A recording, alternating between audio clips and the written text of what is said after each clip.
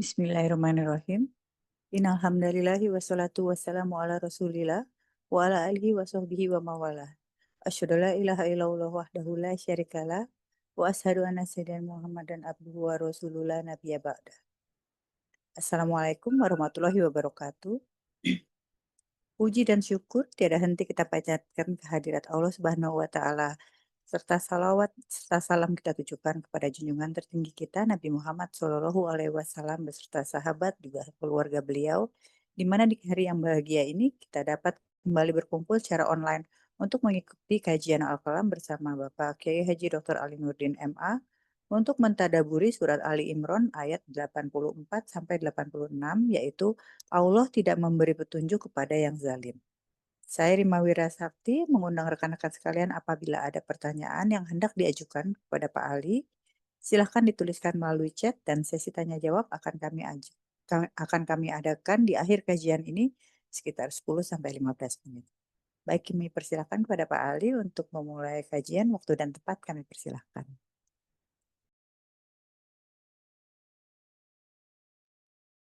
Bismillahirrahmanirrahim. Assalamualaikum warahmatullahi wabarakatuh. Alhamdulillah, assalatu wassalamu ala rasulillah wa ala alihi wa sahbihi wa mawalah, la hawla wa la quwata illa billah. Allahumma faqihna fid din wa alimna ta'wil amma ba'd. Bapak Ibu sekalian rahimakumullah, sungguh kesempatan yang sangat penuh berkah. Sore kali ini kita akan melanjutkan materi kita, kaji kita, dan sekarang sudah di surah Ali Imran ayat yang ke-84. Ini akhir juz yang ketiga ya Bapak Ibu, akhir juz yang ketiga. Nah setelah hampir 5 tahun lebih, alhamdulillah kita dapat 3 juz ya, alhamdulillah gitu ya. Baik, a'udzubillahi minasyaitonirrajim. Qul amanna billah wa ma unzila alaina wa ma unzila ala Ibrahim wa Ismail wa Ishaq wa Yaqub wal asbat wa ma utiya Musa wa Isa wan nabiyyuna min rabbihim la nufarriqu baina ahadin minhum wa nahnu lahu muslimun. A'udzubillahiminasyaitonirrajim. Katakanlah Muhammad, kami beriman kepada Allah dan kepada apa yang diturunkan kepada kami dan yang diturunkan kepada Ibrahim, Ismail, Ishak, Yakub dan anak cucunya, dan apa yang diberikan kepada Musa, Isa dan para nabi dari Tuhan mereka. Kami tidak membeda-bedakan seorang pun di antara mereka dan hanya kepadanya kami berserah diri. Ayat ini dimulai dengan perintah kata kul, katakanlah wahai Nabi. Nah, Nabi diperintahkan untuk mengatakan kepada siapa? Nah, diperintahkan kalau lihat konteksnya untuk menyampaikan, mengatakan kepada golongan ahli kitab. Ini kan ayat-ayat sebelumnya itu bicaranya tentang ahli kitab, itu kelompok orang Yahudi dan Nasrani, khususnya di Madinah saat itu. Di mana mereka itu tidak mau beriman kepada Rasulullah Sallallahu Alaihi Wasallam dan ngakunya hanya mau beriman kepada Nabi yang diutus kepada mereka, ngakunya. Kenapa ngakunya? Karena faktanya kemudian mereka itu ternyata tidak sepenuhnya beriman kepada para nabi yang Allah utus kepada mereka, tapi beriman kepada sebagian ajarannya dan menolak kepada sebagian ajaran yang lain. Contoh yang ditolaknya apa? Yang ditolaknya ajaran informasi dari Allah kepada para nabi itu tentang Nabi Muhammad. Nah, ini contohnya. Nah, maka Nabi kemudian ini berbeda. Kalau kami, kata Rasulullah gitu, katakanlah kami beriman. Nah, gitu ya. Kami beriman. Ini yang pertama. Yang kedua, eh, perintah kepada Nabi Muhammad itu hakikatnya perintah kepada umatnya. Ini kaidahnya ya Bapak Ibu, kita ulangi ya. Kalau ada perintah misalnya seperti ini, kul, atau perintah ya ayuhan nabi, ya ayuh rasul. Nah, semua perintah Al-Quran yang ditujukan kepada Nabi Muhammad Sallallahu Alaihi Wasallam itu hakikatnya juga perintah untuk semua umatnya. Kecuali ada penegasan bahwa ini kekhususan Nabi Muhammad. Nah, itu baru itu. Ya, itu ada beberapa pengecualian bahwa perintah ini hanya untuk Nabi Muhammad SAW. Tidak untuk semua umatnya. Contohnya apa? Contohnya misalnya tentang pernikahan Nabi yang sampai Nabi menikah dengan 9 orang istri. Itu oleh Al-Quran dikatakan khalisatan laka min dunil mu'minin. ini kekhususan buat engkau wahai Nabi Muhammad, bukan untuk semua orang mukmin. Nah ini ya, ini menggambarkan bahwa hal itu kekhususan. Tapi kalau tidak, maka itu semua berlaku untuk umatnya. Kemudian berikutnya, dari rangkaian ayat 84 Ali Imran ini, maka di antara poin pelajaran pentingnya adalah yang pertama, pokok ajaran para nabi itu sama.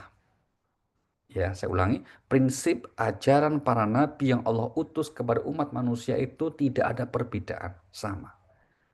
Mari kita lihat beberapa titik atau informasi persamaannya itu di antaranya apa? Misalnya di surah yang ke-21, surah Al-Anbiya, surah 21 ayat 25. Allah Subhanahu wa taala berfirman, "Wa ma arsalna," ya ayat 25, "min qablika mir rasulin illa nuhi ilaihi annahu la ilaha illa ana fa'budun." A'udzubillahi minasyaitonirrajim. Dan kami tidak mengutus seorang rasul pun sebelum engkau Muhammad, melainkan kami wahyukan kepadanya bahwa tidak ada Tuhan yang berhak disembah selain aku, maka sembahlah aku. Iya, ini kami tidak mengutus seorang rasul pun sebelum engkau wahai Nabi Muhammad, melainkan. Nah, ini kalau di bahasa Indonesia yang lain bisa katakan begini, para rasul itu hanya diperintah untuk menyampaikan, ya, yaitu apa? La ilaha illallah. Tiada Tuhan selain Allah. Maka itu sama, ya. Tidak ada perbedaan dalam konteks prinsip-prinsip ajaran para nabi itu. Dan semua kompak. Maka di sini katakan kan kul amanna billah, kami beriman kepada Allah, kemudian kepada apa yang diturunkan kepada kami, kepada yang diturunkan kepada Nabi Ibrahim, Ismail, dan seterusnya tadi. Sama semuanya. Syahadatnya juga sama. Asyhadu alla ilaha illallah. Yang boleh jadi ada perbedaan. Kenapa boleh jadi? Karena tidak ada informasi detailnya Bapak Ibu. Itu adalah rincian syariatnya. Contoh, sama-sama kita diperintah untuk sholat. Zaman Nabi sebelumnya juga diperintah sholat. Tetapi apakah jumlah rakaatnya sama dengan yang kita kerjakan? Allahu a'lam. Nah ini ya, ini contoh saja, contoh yang seperti itu. Nah maka dalam konteks ini kita dapat menggarisbawahi bahwa prinsip para nabi itu sama, syariat globalnya pun juga sama. Mari kita lihat surah 42, surah Asy-Syura. Surah 42, surah Asy-Syura ayat yang ke-13. Ya, surah 42, surah nomor 42 Asy-Syura ayat yang ke-13. Allah Subhanahu wa taala berfirman, "Syara'a lakum minad din ma wassa bihi Nuha walladzi auhayna ilaika wa ma wassayna bihi Ibrahim wa Musa wa Isa an aqimud din wa la tatafarraqu fih." A'udzubillahi minasyaitonirrajim. Dia Allah telah mensyariatkan kepadamu agama yang telah diwasiatkannya kepada Nuh dan apa yang telah kami wahyukan kepadamu Muhammad, dan apa yang telah kami wasiatkan kepada Ibrahim, Musa, dan Isa, yaitu tegakkanlah agama, keimanan, dan ketakwaan, dan janganlah kamu berpecah belah di dalamnya. Sangat berat bagi orang-orang musyrik untuk mengikuti agama yang kamu serukan kepada mereka. Allah memilih orang yang Dia kehendaki kepada agama tauhid dan memberi petunjuk kepada agamanya bagi orang yang kembali kepadanya. Iya, ini jelas ya Bapak Ibu ya, bahwa Allah telah mensyariatkan bagi kamu agama yang Dia wasiatkan juga kepada Nuh, ya, kepada engkau wahai Nabi Muhammad SAW dan juga kepada Ibrahim, Musa. Nah, satu kesatuan. Mereka mendapatkan wasiat untuk apa? Untuk an aqimuddin, untuk kemudian eh, tegakkan agama, yaitu apa? Keimanan, ketauhidan dan juga ketakwaan ini. Sehingga Allah Subhanahu wa taala menggarisbawahi ini untuk menunjukkan apa? Adanya kesatuan prinsip dalam agama. Ya, bahwa Allah hanya menurunkan satu prinsip agama yang utama yaitu apa? Tauhid. Ya, agama tauhid yaitu mengesahkan hanya Allah Subhanahu wa taala. Hal ini juga ditegaskan secara lebih detail atau lebih gamblang lagi ya di surah 16 namanya surah An-Nahl, surah 16 ayat yang ke-36. Allah Subhanahu wa taala berfirman, A'udzubillahi minasyaitonir rajim, "Wa laqad ba'atsna fi kulli ummatir rasulan an ibudullah wajtanibut taghut, faminhum man hadallahu wa minhum man haqqat 'alaihi dhalalah. Fasiru fil ardi fanzuru kaifa kana akibatul mukadzibin." A'udzubillahi minasyaitonirrajim. Dan sungguh kami telah mengutus seorang rasul untuk setiap umat untuk menyerukan, sembahlah Allah dan jauhilah togut. Kemudian di antara mereka ada yang diberi petunjuk oleh Allah dan ada pula yang tetap dalam kesesatan. Maka berjalanlah kamu di bumi dan perhatikanlah bagaimana kesudahan orang yang mendustakan rasul-rasul. Iya, ya sembahlah hanya Allah dan jauhilah tauhid. Tauhid itu apa? Tauhid itu bisa pribadi, individu, bisa komunitas, bisa sistem yang bertentangan dengan tauhid. Itu namanya tauhid.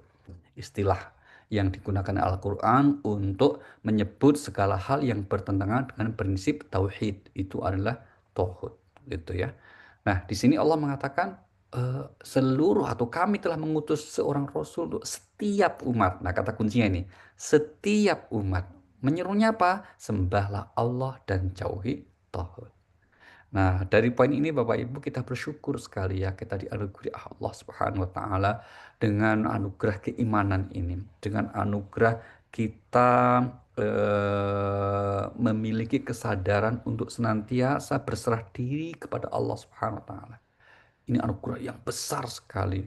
Bahkan di dalam Al-Quran, anugerah karunia seperti ini yang seharusnya menjadikan kita selalu hidup dalam kegembiraan, dalam kebahagiaan. Gitu ya. Karena apa? Karena kita sudah diberi sesuatu yang sangat berharga. Bahkan lebih bagus dari yang biasa dikumpulkan manusia.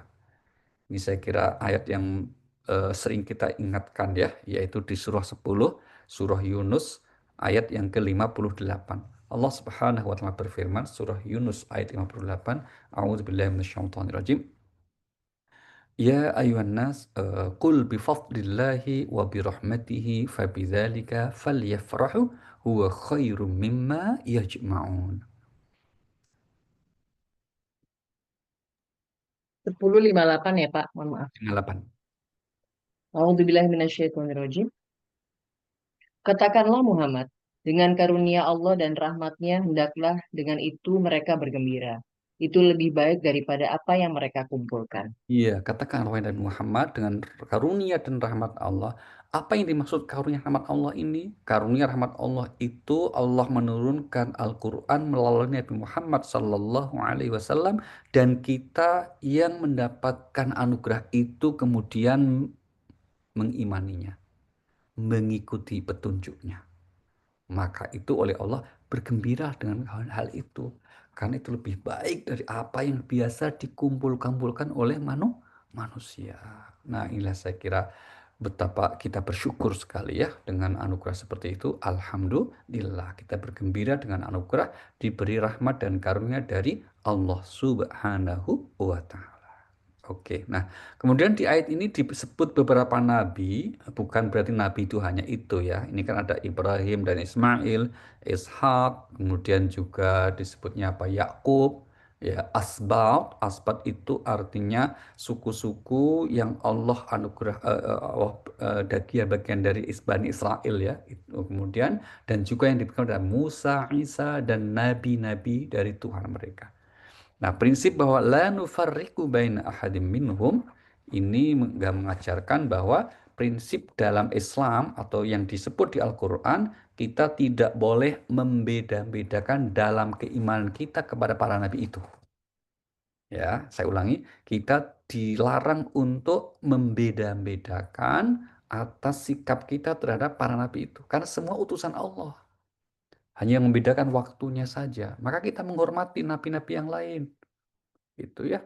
Dan ini ditegaskan juga di dalam firman Allah misalnya di surah 2 Al-Baqarah ayat yang ke-285 ya. Ini yang sering kita baca dan boleh jadi di antara kita sudah hafal.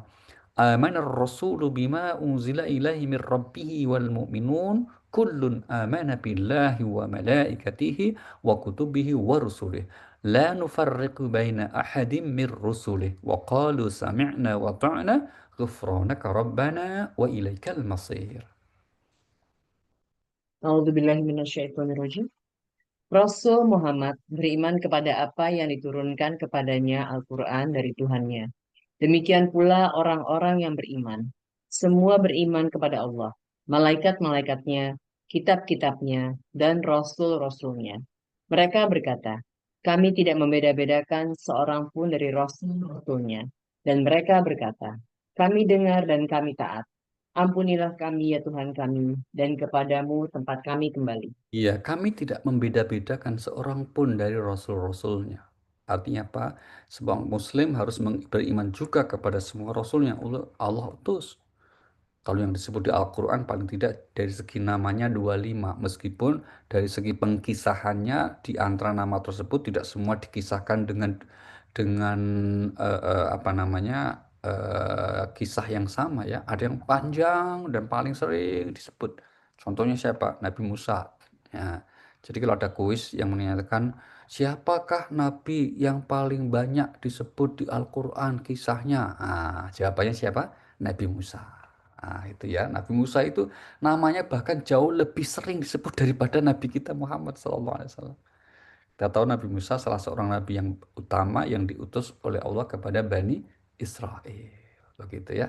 Ini nabi-nabi yang lain yang kita tak ketahui berjumlah 25 tadi ada yang sekilas saja disinggung, memang ada yang panjang dan seterusnya.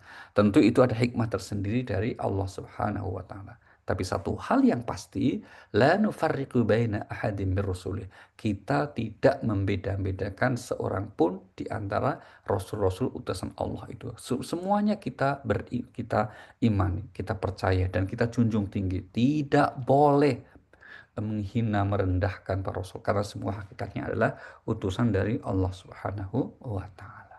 Oke. Inilah kurang lebih Bapak Ibu di pokok-pokok dari pelajaran di ayat yang ke-84. Nah, sekarang kita lanjut ke ayat 85 dari surah Ali Imran ya.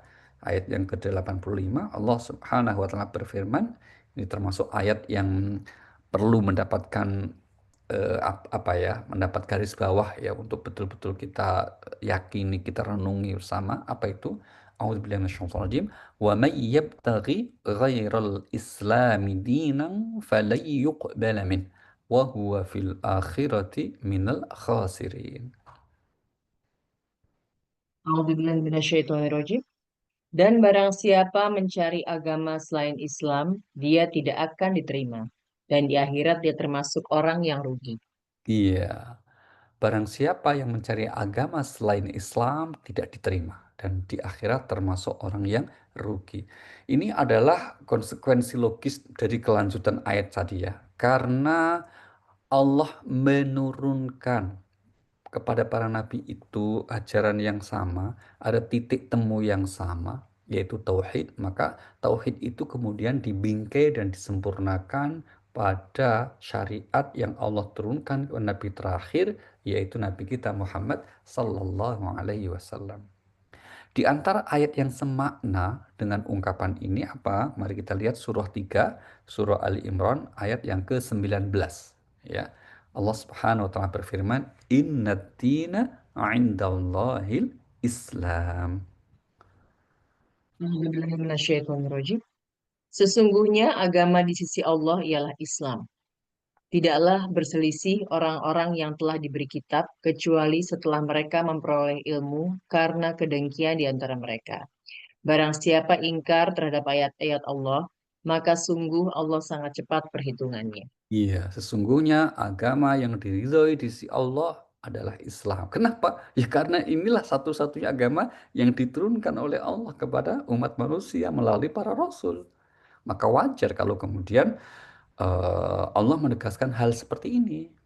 Sama dengan kalau misalnya, mohon maaf, ada suatu perusahaan meluncurkan produk, maka kemudian wajar kalau kemudian perusahaan itu membuat aturan ini untuk perawatan, ini petunjuk untuk diikuti siapapun yang menggunakan produk ini karena ini produk keluaran kami ya. Ya, sungguh aneh kalau kemudian misalnya ini produk keluaran perusahaan A, kok kita atau orang yang menggunakan produk itu make aturan main yang dikeluarkan perusahaan B. Nggak masuk akal. Ya, logika kita, logika orang yang berakal sehat pastilah hanya akan menggunakan aturan yang telah yang diturunkan oleh pihak yang menciptakan. Itu masuk akal itu. Ya, kalau kita contohkan ilustrasinya seperti itu. Nah, demikian juga sungguh logis kita sebagai makhluk ciptaan Allah kalau kemudian kita mengikuti aturan yang diturunkan yang menciptakan kita, yaitu Allah Subhanahu wa taala.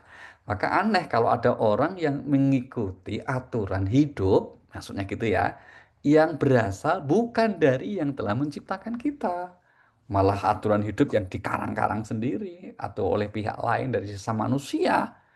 Itu namanya aneh bin ajaib, nggak bisa diterima. Kalau itulah kurang lebih malah seperti itu ya. Jarang siapa mencari agama seluar atau selain agama yang Allah turunkan maka tidak diterima, dan yang diridhai oleh Allah itu hanyalah Islam gitu ya. Nah, apa itu Islam? Islam tadi sudah disinggung ya, yaitu syariat yang turunkan pada seluruh nabi sejak awal sampai yang terakhir kepada nabi kita Muhammad sallallahu alaihi wasallam. Itulah mengapa nabi itu sebagai disebutnya penutup para nabi. Mari kita lihat surah 33, namanya surah Al-Ahzab, ayatnya yang ke-40. Allah Subhanahu wa taala berfirman, surah 33 Ahzab ayat yang ke-40. Allah berfirman di ayat ini, a'udzubillahi minasyaitonir rajim, "Ma kana Muhammadun aba ahadin min rijalikum walakin Rasulullah wa khataman nabiyyin wa kana Allah bikulli syai'in alima." A'udzubillahi minasyaitonirrajim. Muhammad itu bukanlah bapak dari seseorang di antara kamu, tetapi dia adalah utusan Allah dan penutup para nabi. Dan Hmm. Allah Maha mengetahui segala sesuatu. Iya, inilah yang membedakan ya Bapak Ibu antara risalah nabi sebelumnya dengan risalah Nabi Muhammad SAW. Syariat atau risalah atau ajaran yang Allah turunkan kepada nabi sebelumnya itu apa namanya, sifatnya lokal dan temporer.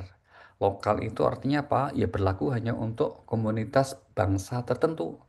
Contoh, Nabi Soleh hanya untuk bangsa Samud, Nabi Musa untuk Bani Israel, Nabi Isa untuk Bani Israel, Nabi Hud untuk bangsa Ad, Nabi Shu'aib untuk bangsa Madian. Itu berarti lokal. Demikian juga temporer. Kenapa? Karena ajaran itu selesai setelah ada nabi berikutnya yang menyempurnakan ajaran itu. Begitu ya. Nah, sedangkan Nabi Muhammad SAW itu karena penutup para nabi, maka ajarannya nggak akan dikoreksi lagi, nggak akan diubah lagi. Oleh siapa? Nggak akan mungkin diubah lagi oleh Allah, apalagi oleh manusia. Oleh Allah sudah menyatakan kamu penutup nabi ya, dan ajaranmu yaitu Al-Quran berarti sudah sempurna, agama ini sempurna. Mari kita lihat surah 5, surah Al-Ma'idah, ayatnya yang ketiga. Ini ayat yang turun dalam kondisi yang namanya haji wada. Ketika Nabi SAW melaksanakan haji wada tahun 10 kenabian. Rimat alaikumul maitatu waddamu wa lahmul khinziri wa ma uhilla li khairillahi bih. Wal munkhaniqatu wal mawquzatu wal mutaraddiyatu wan natihatu wa ma akalat sab'u إلا ما ذكيتم وما ذبح على النصب وأن تستقسموا بالأزلام ذلك فسق. Minasyaitonirrajim. Diharamkan bagimu memakan bangkai, darah, daging babi, dan daging hewan yang disembelih bukan atas nama Allah, yang tercekik, yang dipukul, yang jatuh, yang ditanduk, dan yang diterkam binatang buas, kecuali yang sempat kamu sembelih. Dan diharamkan pula yang disembelih untuk berhala. Dan diharamkan pula mengundi nasib dengan azlam atau anak panah. Karena itu suatu perbuatan fasik. Pada hari ini, orang-orang kafir telah putus asa untuk mengalahkan agamamu. Sebab itu janganlah kamu takut kepada mereka, tetapi takutlah kepadaku. Pada hari ini telah aku sempurnakan agamamu untukmu, dan telah aku cukupkan nikmatku bagimu, dan telah aku ridhoi Islam sebagai agamamu.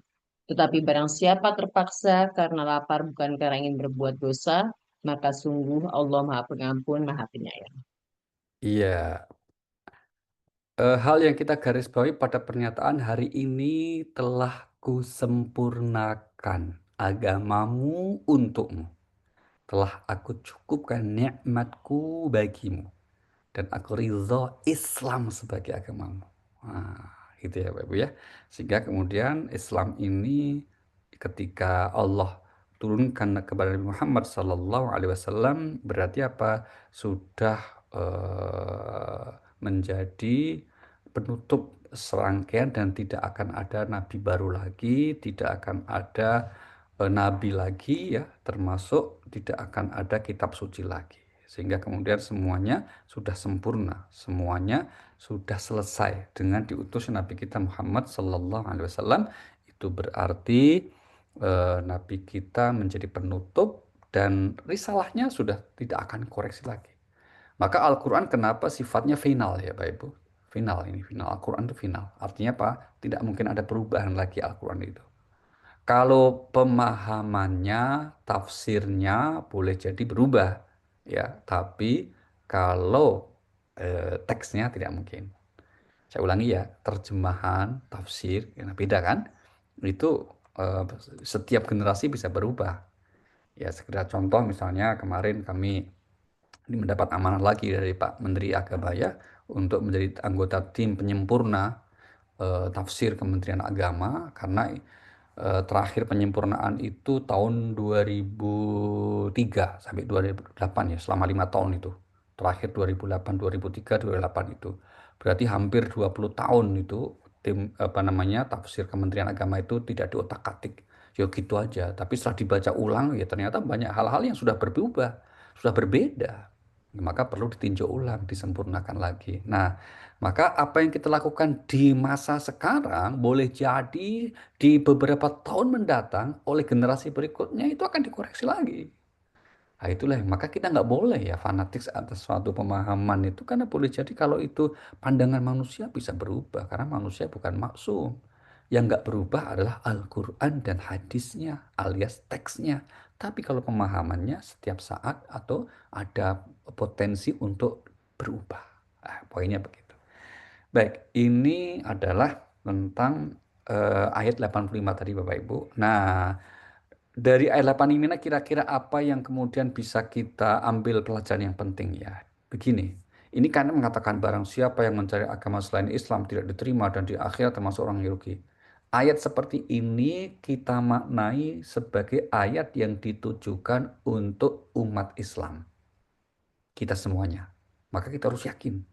Yakin dengan kebenaran dan dengan keridhaan Allah itu hanya bisa kita raih dengan menjadi seorang muslim.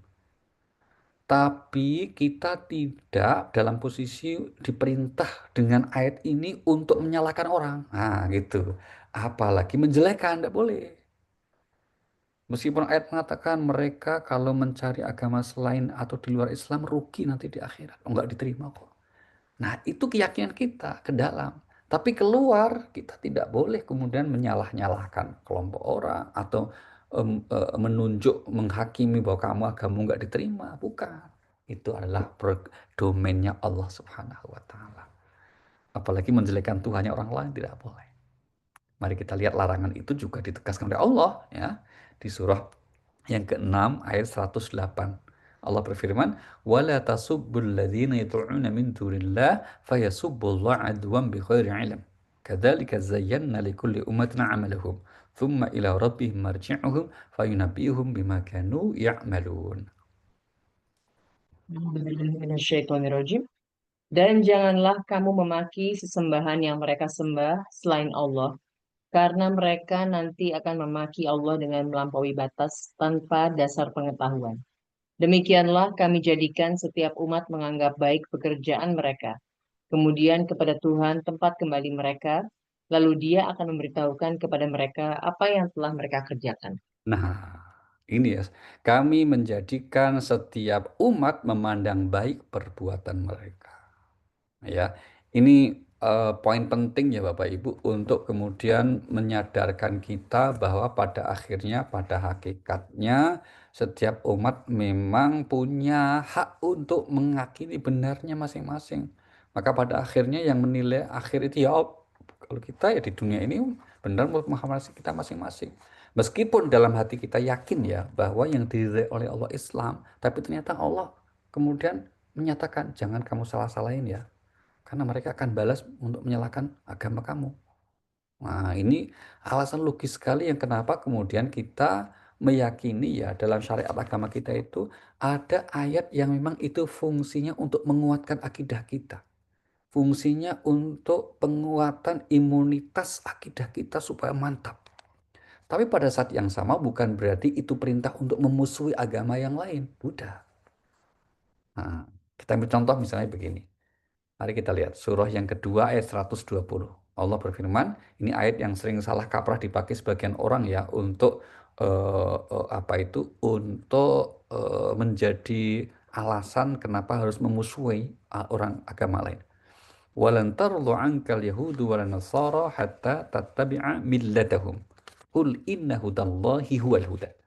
ولئن اتبعت أهواءهم بعد الذي جاءك من العلم ما لك من الله من ولي ولا نصير. A'udzubillahi minasyaitonirrajim. Dan orang-orang Yahudi dan Nasrani tidak akan rela kepadamu Muhammad sebelum engkau mengikuti agama mereka. Katakanlah, sesungguhnya petunjuk Allah itulah petunjuk yang sebenarnya. Dan jika engkau mengikuti keinginan mereka setelah ilmu atau kebenaran sampai kepadamu, tidak akan ada bagimu pelindung dan penolong dari Allah. Ini ya Bapak Ibu, ini ayat yang sering dipahami salah ini. Dengan merujuk ayat ini, kenapa kemudian selalu saja kalau kita berinteraksi dengan orang Yahudi, Nasrani, atau orang non-Muslim, ahli kitab, bawa-bawaannya curiga. Ya, bawaannya curiga kita itu. Kalau ada orang berbuat baik, misalnya kita berbuat baik kepada atau berteman baik ya, bukan dekat, tapi baik saja berbuat baik kepada orang non-Muslim, khususnya Yahudi Nasrani, itu kemudian sering orang mengingatkan, apa kamu nggak baca surah Al-Baqarah 120? Begitu. Karena ini dipahaminya dengan cara letterlek ini, dengan terjemah seperti itu.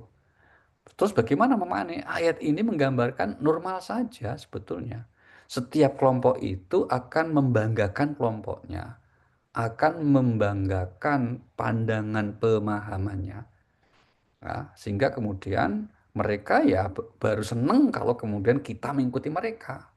Ini bukan legitimasi bahwa ayat ini mendorong supaya kita memusuhi mereka. Enggak. Ini bicara tentang ideologi, bicara tentang eh, konsep sebuah pandangan. Mari kita lihat contoh ayat yang lain ya. Ini dukungannya di sini. Surah yang ke-23 ayatnya yang 53. Surah 23 Al-Mu'minun ayat yang ke-53. Di ayat ini Allah Subhanahu wa taala berfirman, "Fataqatta'u amrahum bainahum zubura, kullu hisbin bima ladaihim farihun." A'udzubillahi minasyaitonirrajim. Kemudian mereka terpecah belah dalam urusan agamanya menjadi beberapa golongan. Setiap golongan merasa bangga dengan apa yang ada pada mereka masing-masing. Nah, ini kalimat ini. Setiap golongan, setiap kelompok, setiap agama merasa bangga dengan apa yang ada pada masing-masing. Maka ayat tadi itu sekali lagi juga mengingatkan kita ya Bapak Ibu, kita harus yakin kepada agama kita. Namun bedanya apa? Bedanya adalah pada saat yang sama kita dilarang untuk menjelekkan agama orang lain, menghakimi agama orang lain karena itu domainnya Allah Subhanahu wa taala. Bahkan Al-Quran menegaskan tidak ada larangan kok bagi kamu untuk berbuat baik pada mereka kalau mereka memang juga etikat baik. Artinya punya sikap sosial yang baik. Mari kita lihat firman Allah di surah 60, namanya surah Al-Mumtahanah, ayatnya yang ke-8. Allah berfirman, "La yanhakumullahu 'anil ladzina lam yuqatilukum fid din wa lam yukhrijukum min diyarikum an tabarruhum wa tuqsitu ilaihim. Innallaha yuhibbul muqsitin."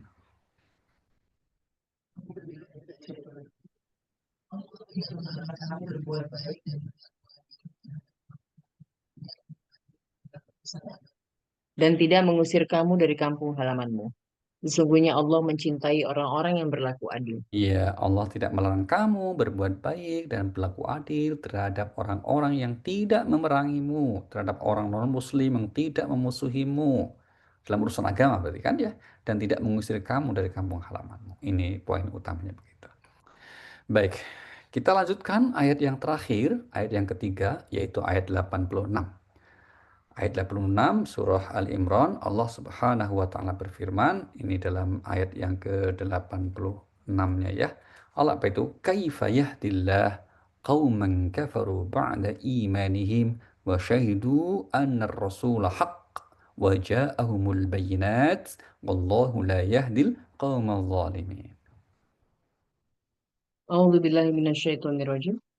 Bagaimana Allah akan memberi petunjuk kepada suatu kaum yang kafir setelah mereka beriman, serta mengakui bahwa Rasul Muhammad itu benar-benar Rasul dan bukti-bukti yang jelas telah sampai kepada mereka. Allah tidak memberi petunjuk kepada orang yang zalim. Nah, inilah yang kita angkat sebagai tema ya. Allah tidak memberi petunjuk kepada yang zalim. Siapa yang dimaksud yang zalim itu? Yang sudah diberikan anugerah iman tapi malah dilepas. Sudah diutus kepada nabi yang memberi petunjuk, memberi bimbingan, maksudnya petunjuk itu bimbingan kepada mereka, tapi mereka menolaknya. Padahal petunjuk bimbingannya itu dengan bukti-bukti yang jelas tidak terbantahkan. Ya, tapi karena mereka menolaknya, maka disebutnya sebagai yang zalim. Ya, tidak mau menerima petunjuk dari Allah Subhanahu wa taala. Nah, kita tahu ya Bapak Ibu, petunjuk ini secara garis besar ada dua macam ya.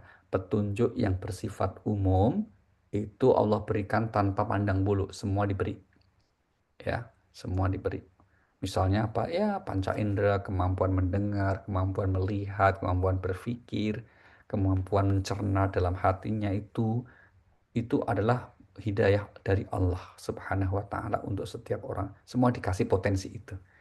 Tapi apakah dengan hidayah seperti itu? Mari kita lihat contohnya ya. Surah 16, surah An-Nahl ayat 78. Allah berfirman, "Wallahu akhrajakum min butuni ummahatikum la ta'lamuna syai'a wa ja'alakumus sam'a wal absara wal af'idata la'allakum tashkurun." A'udzubillahi minasyaitonirrajim. Dan Allah mengeluarkan kamu dari perut ibumu dalam keadaan tidak mengetahui sesuatu pun, dan Dia memberimu pendengaran, penglihatan, dan hati nurani agar kamu bersyukur. Iya, iya itu ya poinnya ya Bapak Ibu. Dia memberinya pendengaran, penglihatan, dan hati nurani agar apa? Kau bersyukur, yaitu menggunakan itu semua sebagai potensi untuk meraih hidayah dari Allah berupa hidayah khusus. Itu ya. Karena hidayah khusus ini kan prerogatifnya Allah. Nabi aja tidak bisa. Maka Nabi itu pernah ya sangat ingin supaya pamandannya yaitu Abu Thalib itu mendapat hidayah dari Allah masuk Islam. Tapi sampai wafatnya kemudian beliau nggak masuk Islam menurut berbagai sumber riwayat yang sahih ya. Sehingga Allah kemudian ketika Nabi sangat sedih, Allah kemudian menurunkan ayat. Mari kita lihat surah 28 ayat yang ke-56 ya. Surah Al-Qasas ayat 56 Allah Subhanahu wa taala berfirman, A'udzubillahi minasyaitonirrajim, innaka la tahdi man ahbabta walakinallaha yahdi man yasha wa huwa a'lamu bil muhtadin. A'udzubillahi minasyaitonirrajim. Sungguh engkau Muhammad tidak dapat memberi petunjuk kepada orang yang engkau kasihi, Hmm. tetapi Allah memberi petunjuk kepada orang yang Dia kehendaki, dan Hmm. Dia lebih mengetahui orang-orang yang mau menerima petunjuk. Iya, dia paling tahu tentang orang yang mau menerima petunjuk. Dia paling tahu siapa yang layak untuk kemudian diberi petunjuk. Yang tahu hanya Allah. Ini saya kira kata kuncinya di sini, Pak. Maka kemudian kalau ada orang yang menanyakan kenapa si A diberi hidayah, si B tidak diberi hidayah misalnya. Ya hanya Allah yang maha tahu. Kita hanya melihat lahiriahnya saja. Misalnya lahiriahnya apa? Boleh jadi karena dia memang ada usaha sungguh-sungguh untuk dapat mendapat petunjuk misalnya. Karena Allah di Al-Quran menjanjikan itu. Siapa yang berusaha sungguh-sungguh untuk mendapat hidayah, ya aku kasih hidayah. Mari kita lihat surah 29, surah Al-Ankabut, ayatnya yang ke-69. Di akhir ayat Allah Subhanahu wa taala berfirman, A'udzubillahi minasyaitonir rajim, "Walladzina jahadu fina lanahdiyannahum subulana wa innallaha lama'al muhsinin. Alhamdulillahirrahmanirrahim. Dan orang-orang yang berjihad untuk mencari keridhaan kami, kami akan tunjukkan kepada mereka jalan-jalan kami. Dan sungguh Allah beserta orang-orang yang berbuat baik. Iya, dan orang-orang yang berusaha dengan sungguh-sungguh untuk mencari keridhaan kami, atau untuk menempuh jalan kami, atau untuk melakukan kebaikan yang dapat mengundang datangnya ridha Allah bagi kami, benar-benar akan kami beri petunjuk. Nah, ini ya. Jadi ada syaratnya terlebih dahulu, yaitu berusaha sungguh-sungguh ingin mendapatkan petunjuk. Begitu. Sebaliknya, kalau orang itu hatinya memang tertutup atau hatinya tidak dilayakkan untuk diberi petunjuk, ya Allah nggak kasih petunjuk. Nah, itulah maka Allah tidak memberi petunjuk kepada orang yang zalim. Itu penutup dan kita jadikan judul ya. Dan itu juga ditegaskan Allah misalnya di surah 61 ayat 5. Wa idh qala Musa liqaumihi ya qaumi lima tu'dhunani wa qad ta'lamuna anni rasulullah ilaikum falamma zaghu azagha Allah qulubahum wallahu la yahdil qaumal fasiqin. A'udzubillahiminasyaitonirrajim. Dan ingatlah ketika Musa berkata kepada kaumnya, Hmm. "Wahai kaumku, mengapa kamu menyakitiku padahal kamu sungguh mengetahui bahwa sesungguhnya aku utusan Allah kepadamu?" Maka ketika mereka berpaling dari kebenaran, Allah memalingkan hati mereka, dan Allah tidak memberi petunjuk kepada kaum yang fasik. Iya, ayat 5 Ustaz, ayat 5. Ya, Allah tidak memberi petunjuk kepada kaum yang fasik. Tapi poin kita pada pernyataan wahai kaumku, kenapa engkau menyakitiku? Ya, bahwa aku ini kan sudah saya konfirmasikan utusan Allah. Maka tatkala, nah kalimatnya ini, ketika mereka berpaling dari peringatan Allah, Allah palingkan hati mereka dari kebenaran. Alias Allah tidak memberikan hidayah. Maka penting hidayah khusus ini harus kita perjuangkan, kita ikhtiarkan agar kita selalu diberi hidayah oleh Allah dengan ketaatan ya. Salah satunya apa? Ini sore ini kita di setiap Rabu kita mentadabburi firman-firman Allah. Ini bagian dari ikhtiar kita untuk menjemput hidayah. Karena hidayah itu adalah bagian dari keimanan kita, hidayah iman ini ya. Sehingga kalau tidak dipupuk dan disiram, lama-lama bisa layu bahkan mati. Nah, pupuk siramnya iman itu apa? Adalah ilmu. Dan ilmu yang bisa memupuk dan menyirami iman kita adalah ilmu yang bersumber dari Al-Quran. Nah, ini sekali lagi, maka yang kita lakukan ini bagian dari ikhtiar kita untuk menumbuhkan, mengistiqomahkan hidayah iman kita di dalam diri kita. Semoga kita bisa istiqomah sampai kelak kita menghadap Allah, dan berarti insya Allah kita mendapatkan husnul khatimah. Oke, terima kasih. Monggo Mbak Rima, kita lanjut. Silakan Mbak. Baik, terima kasih Pak Ali. Untuk teman-teman yang ingin bertanya, silahkan dituliskan melalui chat, insya Allah akan saya bacakan. Sudah ada pertanyaan nih Pak Ali dari Bu Vivi. Assalamualaikum Pak Ali, maaf izin bertanya. Jika kita tidak boleh membeda-bedakan Rasul atau Nabi Allah, kenapa sholawat hanya ditujukan kepada Nabi Muhammad, juga Nabi Ibrahim dalam sholawat saat kita duduk tahiyat waktu sholat? Terima kasih Pak Ali. Oke, baik. Eh, Mari kita lihat surah yang kedua, Al-Baqarah ayat 253. Ya, surah 2 ayat 253.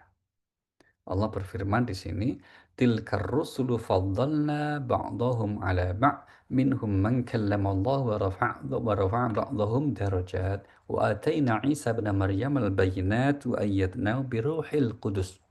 Walau syaa Allah maqtatala alladziina min ba'dihim min ba'di ma ja'athumul bayyinah. Silakan, Pak. A'udzubillahiminasyaitonirrajim. Rasul-rasul itu kami lebihkan sebagian mereka dari sebagian yang lain. Di antara mereka ada yang langsung Allah berfirman dengannya, dan sebagian lagi ada yang ditinggikannya beberapa derajat. Dan kami beri Isa putra Maryam beberapa mukjizat, dan kami perkuat dia dengan Ruhul Kudus. Kalau Allah menghendaki, niscaya orang-orang setelah mereka tidak akan berbunuh-bunuhan, setelah bukti sampai kepada mereka. Tetapi mereka berselisih, maka ada di antara mereka yang beriman dan ada pula yang kafir. Kalau Allah menghendaki, tidaklah mereka berbunuh-bunuhan, tetapi Allah berbuat menurut kehendaknya.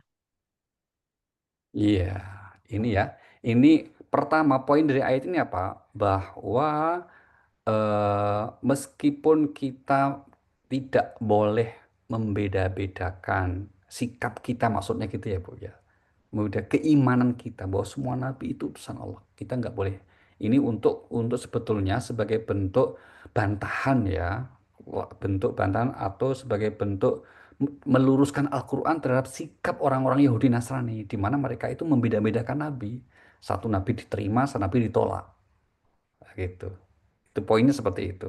Nah, kemudian kita juga tidak boleh seperti itu. Nah, tapi kenapa kok kemudian dalam tahiyat kita ternyata kok kita hanya menyebut dua nabi? Nah, meskipun kita menyebut dua nabi, ini bukan berarti kita membedakan, Bu. Dalam makna gini, bukan berarti kita hanya mengambil ajaran dari dua nabi ini menolak nabi yang lain, kan tidak. Ini memang Allah telah membuat penegasan seperti di ayat ini. Para rasul itu kami lebihkan sebagian mereka atas sebagian yang lain. Nah, inilah maka dua orang nabi ini yang oleh Allah dianugerahi keistimewaan dibandingkan rasul yang lain. Selamat, maka kemudian kita sebutnya seperti itu. Nah, karena ini kita melakukan itu mengikuti Rasulullah, maka tugas kita hanya sami'na wa ata'na. Kami dengar dan kami taati Allah dan Rasulnya. Ya, terus kemudian apa? Ya, kita mengambil hikmahnya. Hikmahnya kenapa kok kemudian hanya dua nabi ini yang disebut?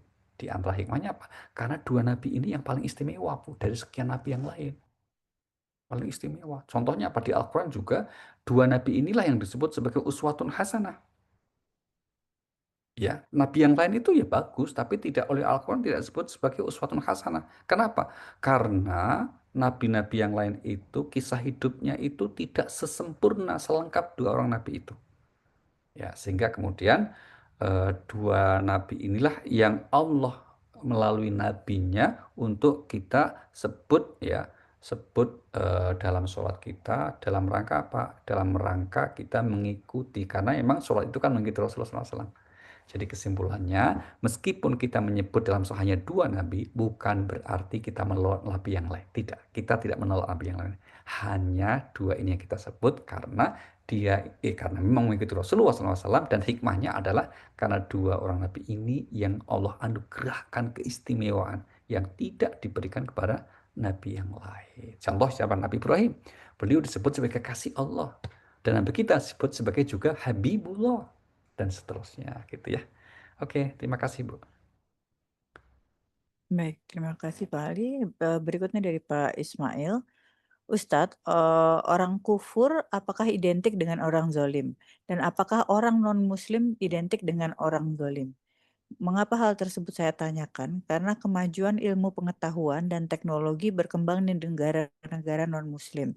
Sedangkan perkembangan ilmu dan teknologi tidak mungkin tanpa keterlibatan Dia, Tuhan Yang Maha Esa. Bagaimana penjelasannya? Terima kasih Pak Ustadz. Baik. Kedua istilah ini bisa ada pada orang muslim maupun non-muslim ya Pak ya. Ya. Artinya orang muslim pun bisa disebut kafir dalam makna kafir nikmat. Misalnya Al-Quran mengatakan wala in kafartum inna adzabi lasyadid. Itu surah Ibrahim ayat 8 ayat 7 itu ya. Jika engkau kufur nikmat, sungguh azabku sangat pedih. Demikian juga misalnya zolim. Zolim itu bisa juga melekat pada orang muslim, bisa orang non-muslim. Nah, tapi memang kezaliman yang paling besar itu adalah syirik ya. Kezaliman yang besar itu syirik. Maka contoh misalnya seorang suami yang nggak ngasih nafkah istri itu namanya suami zolim. Nah, contoh gini, seorang pimpinan yang tidak memperhatikan rakyatnya atau anak buahnya, berarti itu pimpinan yang zalim. Nah, mau agamanya apapun itu bisa masuk dolim. Nah, contohnya gitu ya. Sehingga kedua sifat ini bisa ada pada dua komunitas, baik muslim maupun non-muslim gitu ya. Nah, maka terus kemudian tentang kemajuan-kemajuan ilmu pengetahuan teknologi itu umumnya kemudian diberikan sekarang ini kepada mereka ya karena mereka yang memperjuangkannya. mereka yang punya tradisi untuk menggunakan akal pikirannya, maka Allah berikan. Nah, ini sesuai dengan prinsip yang namanya sunnatullah. Aturan Allah yang berlaku di dunia itu, siapa yang berusaha untuk meraih kehidupan dunia dan memperjuangkan sungguh-sungguh, Allah tidak akan menyia-nyiakannya, pasti memberinya juga. Perhatikan misalnya di surah yang ke-11 ayat 15 ya. Surah 11 namanya surah Yunus ayat 15 Allah berfirman, "Man kana yuridul hayatad dunya wa zinataha nuwaffi ilaihim a'malahum fiha wa hum fiha la yubkhasun." Surahnya 11 ya, surah 11. Namanya surah Hud ayatnya yang ke-15. Itu surah Yunus. Nah, A'udzubillahiminasyaitonirrajim. Barang siapa menghendaki kehidupan dunia dan perhiasannya, pasti kami berikan balasan penuh atas pekerjaan mereka di dunia dengan sempurna, dan mereka di dunia tidak akan dirugikan. nah, itu ya. Maka prinsip hukum Allah di dunia ini universal sifatnya. Prinsip kausalitas hukum sebab akibat, prinsip hukum panen yang akan manen ya menanam, ya prinsip tentang sunatullah, prinsip tentang ya menjada wajada. Ini semua berlaku universal, tidak hanya untuk komunitas agama tertentu termasuk Muslim, tidak. Ya, tapi siapa saja yang memperjuangkannya ya Allah akan kasih. Nah, begitu. Makasih. Baik, terima kasih Pak Ali. Dan berikutnya dari Mbak Ibu Lisa. Bismillah, Assalamualaikum Pak Ali. Salam. Kadang dalam kehidupan di dunia ini kan seseorang bisa saja melakukan kezaliman terhadap orang lain yang mungkin tanpa disadarinya atau tidak merasa melakukan kezaliman. Apakah orang-orang yang seperti ini juga termasuk yang tidak akan mendapat hidayah atau petunjuk dari Allah? Terima kasih Pak Ali. Oke. eh Tentu saja kita kembali kriterianya kepada agama ya Bu ya. Kepada agama. Kalau kemudian misalnya apa? Misalnya kita tidak ada niat untuk menzolimi. Dan perbuatan kita pun juga sesuai dengan petunjuk agama. Tapi tetap ada orang yang merasa terzolimi oleh yang kita lakukan. Misalnya gitu ya. Nah itu nanti Allah yang akan menilai. Contoh misalnya gini, ada seorang pemimpin. Di kantor itu jujur banget. Sebenarnya anak buahnya sudah biasa korupsi. Gitu. Maka terus akhirnya kebiasaan korupsi yang dia lakukan itu karena pimpinannya adil, akhirnya kan orang tersebut merasa didolimi gitu. Karena nggak bisa korupsi lagi itu merasa didolimi. Gitu. Padahal sebetulnya kan pimpinan ini kan menegakkan aturan. Tapi karena dia akhirnya merasa nggak punya akses untuk lagi untuk semena-mena, untuk dia merasa dizolimi oleh perbuatan atasannya itu. Nah yang seperti itu tentu apa ukurannya dong? Ya ukurannya ke agama. Berarti perasaan terzolimi Anda itu salah. Oh ada orang yang menegakkan aturan kok Anda merasa terzolimi. Dan apalagi itu yang kriterianya tidak ada kezoliman dilakukan. Nah, potensi ini kan selalu ada ya Bu. Kalau kemudian kita bebaskan virus saja kan masing-masing subjektif, aku tertolimi, nah, kan gitu. Maka perlu ada nah ukurannya itu apa syariat. Ya, contoh sekarang yang lagi viral misalnya Bu, di Jawa Timur lagi viral ini ya tentang adanya sound horak. Sound horak itu kan punya sound system yang suaranya menggelegar gitu. Atas nama tradisi, atas nama ekonomi kreatif, atas nama apa namanya pertunjukan rakyat. Mereka terus kemudian merasa bahwa ini sebuah hal yang baik gitu untuk kreativitas. Tapi kan itu kan bisa memekakkan telinga, bisa memecah gendang telinga, bisa mendolimi orang. Tapi mereka nggak merasa gitu. Nah yang seperti itu bagaimana? Nah kalau ukurannya kemudian tentu syariat. Ukuran syariat mengatakan apa? Oh nggak boleh mengikuti kehendak pribadi ternyata merugikan orang. Nggak boleh itu. Nah kira-kira gitu ya Bu ya. Sehingga kembali kepada prinsip ini kita ingin kembali bahwa kalau ada orang yang tidak berniat dan caranya pun sesuai syariat tetap ada yang zalimi maka dia tidak termasuk yang menzalimi. Tapi kalau memang menurut ukuran syariat yang dia lakukan itu kezaliman, meskipun niatnya terkadang baik pun itu berarti sebuah kezaliman. Itu ya. Oke, terima kasih. Baik, terima kasih Pak Ali. Berikutnya dari Ibu Ira. Assalamualaikum Pak Ali. Jadi bolehkah kita berdoa agar seseorang mendapatkan hidayah Allah secara orang tersebut belum terlihat untuk usahanya? Oh, kalau orang-orang itu adalah yang menjadi tanggung jawab kita untuk kita bimbing, kita doakan, harus, Bu. Ya. Tapi kalau orang itu bukan bagian dari tanggung jawab kita, maka mendoakannya ya sunnah sajalah, bukan harus. Ya, sunnah saja. Misalnya apa gitu, orang ini nggak ada tanda-tanda nih. Ya kita kenal aja dia temen lah gitu. Teman kita ini non muslim baik gitu. Kita doa ya Allah mudah-mudahan dia dapat hidayah boleh. Atau ibu lihat infotainment misalnya gitu, ada tokoh yang sangat baik begitu ya. Terus kemudian dalam hati ibu sambil berdoa mudah-mudahan orang itu dapat hidayah boleh. Ya gitu ya. Itu ya boleh gitu, sunnah lah. Tapi kalau orang ini adalah tanggung jawab kita, maka bukan sunnah, harus terus doakan terus. Misalnya apa ya anak kita, misalnya gitu, kita doakan terus supaya ya Allah anak kita diberikan tetap iman Islamnya, dikokohkan hidayahnya. Ya, jangan sampai kemudian misalnya karena satu lain hal akhirnya menyimpang, apalagi sampai melepaskan hidayahnya. Nah, gitu ya. Oke, terima kasih. Baik, berikutnya dari Mbak Yofi nih, "Assalamualaikum Pak Ali, mohon izin bertanya, apakah istidraj itu termasuk orang-orang yang zolim yang tidak mendapat petunjuk dari Allah?" Oke, baik. Terima kasih, Bu. Mari kita lihat ayat tentang istidraj ya, Bu ya. Di surah yang ke-6 ayat 44. Surah 6 ayat 44. Ini salah satu ayat tentang istidraj ini. Falamma nasu ma dzukiru bihi fatahna 'alaihim abwaaba kulli syai' hatta idza farihu bima utu akhadnahum baghtatan fa idzahum mublisun.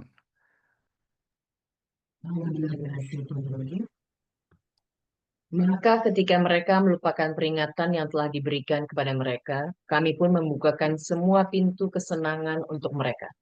Sehingga ketika mereka bergembira dengan apa yang telah diberikan kepada mereka, kami siksa mereka secara tiba-tiba.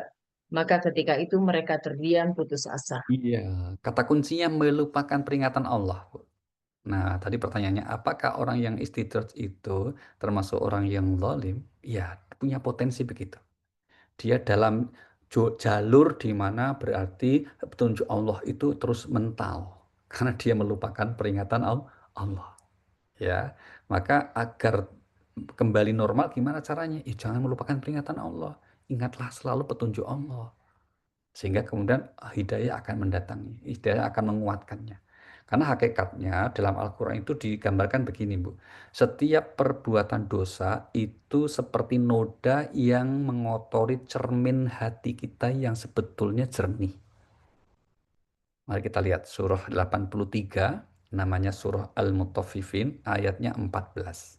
Surah 83, ya, ayat yang ke-14 Allah berfirman, "Kalla bal rona ala qulubihim ma kanu yaksibun." A'udzubillahiminasyaitonirrajim. Sekali-kali tidak. Bahkan apa yang mereka kerjakan itu telah menutupi hati Nah, mereka. sekali-kali tidak demikian, Kak. Oh, maksudnya ini penegasan ayat sebelumnya ya. Bahkan yang sebenarnya apa? Apa yang selalu mereka kerjakan itu, yaitu dari perbuatan dosa itu, telah menutupi hati mereka. Ron itu artinya penutup seperti noda-noda. Seperti cermin, kita punya cermin di rumah, jernih sekali gitu.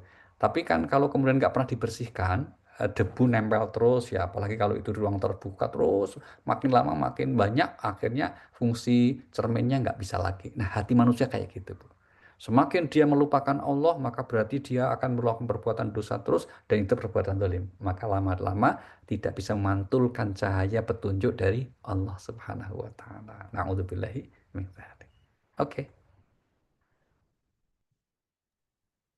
Menarik juga Pak Ali, itu sebenarnya waktu itu saya sedang membahas tuh, sama, eee, beberapa teman, bahwa kalau kita atau kalau orang sering melakukan perbuatan yang melanggar, ya entah agama, entah, norma, entah hukum, itu lama-lama barangkali dia tidak bisa membedakan ya, mana yang benar dan mana yang salah. Jadi kayak udah ngerasa bahwa perbuatan dia itu benar aja gitu. Jadi itu sebenarnya yang namanya istidraj ya Pak Ali ya?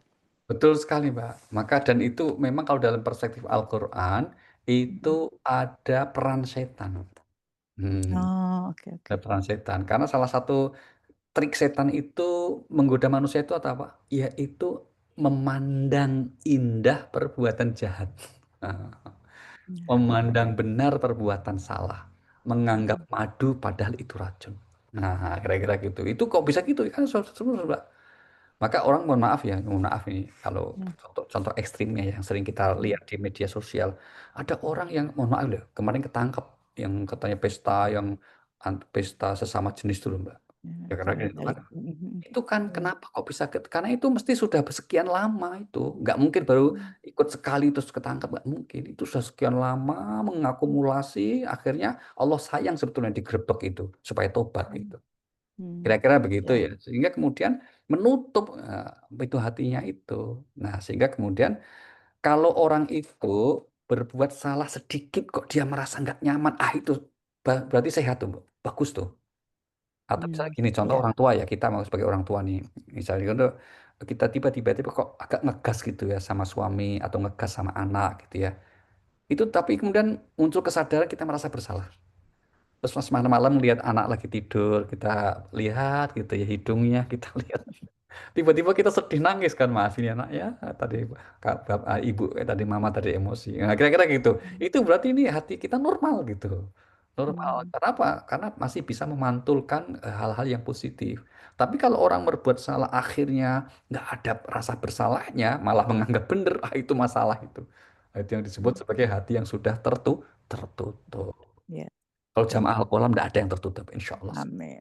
Benar, Pak. Amin. Saya juga tadi lihat anak terus merasa bersalah, tapi besoknya ngomel lagi, Pak. Terima kasih kejujurannya gitu. Supaya temen tenang aja. Untuk anak saya nggak nonton nih, Pak. Baik, berikutnya dari Mbak Fani nih. Assalamualaikum Pak Ali. Apakah doa dan zikirnya apabila kita berada dalam situasi yang sulit dan dipertemukan dengan orang-orang yang zolim? Oh, baik. Baik. Kalau kita dalam situasi yang sulit dan berada di lingkungan gitu ya, yang berada di lingkungan orang-orang yang zalim, maka salah satunya yang bisa kita bacakan doa itu doa Ashabul Kahfi ya, Bu ya. Doa Ashabul Kahfi itu di surah Al-Kahfi, surah 18 ya. Surah 18 ayat yang ke-10. Ini kan dus Al-Kaskab itu kan di situasinya seperti itu. Ya beliau akhirnya lari sembunyi terus terkungkung lah kira-kira gitu. Nah, apa itu doanya? Nah ini Rabbana atina min ladunka rahmah wa hayyi' lana min amrina rosyada. Gitu. Langsung doanya Mbak, coba. A'udzubillahiminasyaitonirrajim. Ingatlah ketika pemuda-pemuda itu berlindung ke dalam gua lalu berdoa. Ya Tuhan kami, berikanlah rahmat kepada kami dari sisimu dan sempurnakanlah petunjuk yang lurus bagi kami dalam urusan kami. Nah, ini ya doanya dari sini yang bacanya ya. Ya Tuhan kami. Jadi Rabbana atina min ladunka rahmah wa hayyi' lana min amrina rosyada. Ini doa yang saya kira menyeluruh sekali ya. Monggo diamalkan setiap saat. Ini bagus sekali doa yang salah satu doa di samping doa sabu jagat yang sedapat mungkin tidak kita lupakan ini. Karena kita kan selalu ada potensi berinteraksi dengan ketemu orang-orang yang kelihatannya baik, tapi kemudian ternyata di belakang nggak baik, kira-kira gitu ya kadang-kala. Nah, untuk menjaga supaya kita punya imunitas, kita diselamatkan oleh Allah, maka kita perbanyak doa ini. Ya Tuhan kami, anugerahkanlah kepada kami rahmat dari sisimu dan mudahkanlah bagi kami petunjuk untuk segala urusan kami. Begitu ya. Oke. Oke, baik. Eh, Berikutnya dari Ibu Joyce. Pak Ali, Assalamualaikum. Apakah Rasul juga membaca sholawat nih, Pak Ali? Oke, apakah Rasul juga menjabat? Tentu saja ya Bu. Ya, Rasul membaca sholawat khususnya dalam sholat. Ya, karena dalam sholat itu membaca sholawat. Tapi tidak ada keterangan yang lebih jelas ya. Apa alasan baca sholawat? Ya, karena itu adalah jangankan Rasul, wong Allah dan malaikat aja baca sholawat gitu ya Bu ya. Coba kita lihat misalnya ayatnya surah 33 ayat yang ke-56. Innallaha wa malaikatahu yusalluna 'alan nabi ya ayyuhalladzina amanu sallu alaihi wasallimu taslima. Gitu. A'udzubillahiminasyaitonirrajim. Sesungguhnya Allah dan para malaikatnya bersalawat untuk Nabi. Wahai orang-orang yang beriman, bersalawatlah kamu untuk Nabi dan ucapkanlah salam dengan penuh penghormatan kepadanya. Iya. Ya, apakah Rasul Nabi Muhammad SAW bersolawat? Ya tentu saja ya. Nabi juga bersolawat karena itu adalah menjadi salah satu rukun dalam ibadah sholat kita, gitu ya Bu ya. Oke. Baik, tadi adalah pertanyaan terakhir, Pak Ali, barangkali bisa ditutup dengan doa. Terima kasih Bapak Ibu. Mari kita hadirkan niat baik kita semua ya. Di tempat atau di momen yang sangat mustajab untuk berdoa ini, kita hadirkan semua niat baik kita. Khususnya mungkin ada kerabat yang kurang sehat, sedang diuji dengan sakit, Allah sembuhkan sakitnya.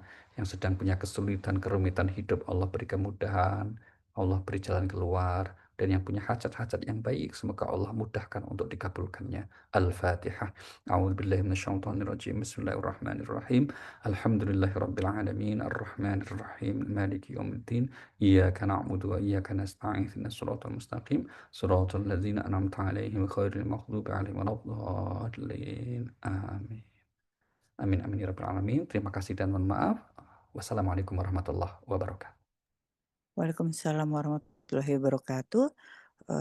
Subhanakallahumma wa bihamdika asyhadu la ilaha illa anta astaghfiruka wa atubu ilaik. Terima kasih banyak Pak Ali atas ilmu yang tentunya sangat bermanfaat untuk kami. Kajian akan datang insya Allah akan kami informasikan tanggalnya, masih mentadaburi surat Ali Imran ayat berikutnya. Terima kasih banyak atas perhatian dan waktunya Bapak Ibu sekalian. Mohon maaf apabila ada kekurangan atau hal-hal yang kurang berkenan. Semoga kita semua senantiasa dalam rahmat, keberkahan serta ridho Allah Subhanahu wa taala. Saya Rima Wirasakti, Diana Muhdi, Ratih, Wita, dan Nadia Laras undur diri. Wassalamualaikum warahmatullahi wabarakatuh. Waalaikumsalam Terima kasih warahmatullahi semuanya. wabarakatuh. Wabarakatuh.